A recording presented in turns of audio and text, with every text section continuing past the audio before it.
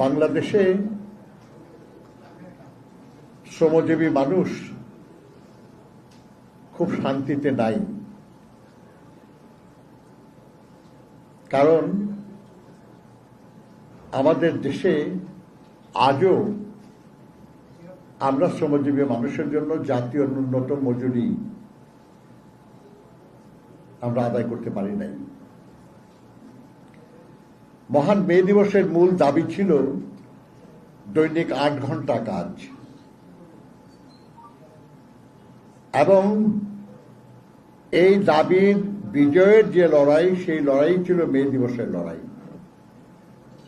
এর বিজয় লাভ সত্ত্বেও আজও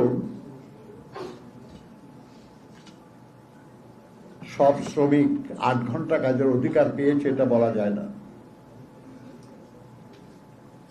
আপনারা জানেন যে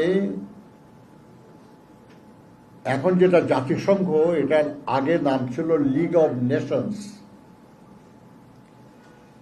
সেই লিগ অব নেশনসের আমলে জাতিসংঘের প্রথম যে স্পেশালাইজড বডি প্রতিষ্ঠিত হয় সেটার নাম ইন্টারন্যাশনাল লেবার অর্গানাইজেশন, ILO। আজকে যে আরো অনেকগুলি আছে, ইউনেস্কো, ইউনিডো, WHO, FAO, অনেক আছে, কিন্তু এদেরও আগে প্রথম হয়েছিল ILO।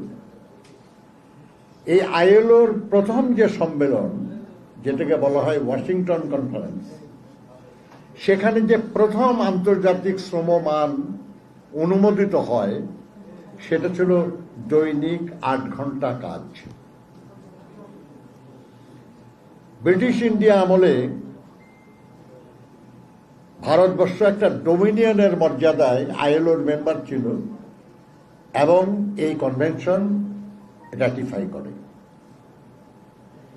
1947 সালে পাকিস্তান স্বাধীন হয় তখন পাকিস্তান সরকার এই ১ নম্বর কনভেনশন মেনে চলার অঙ্গীকার দেয়।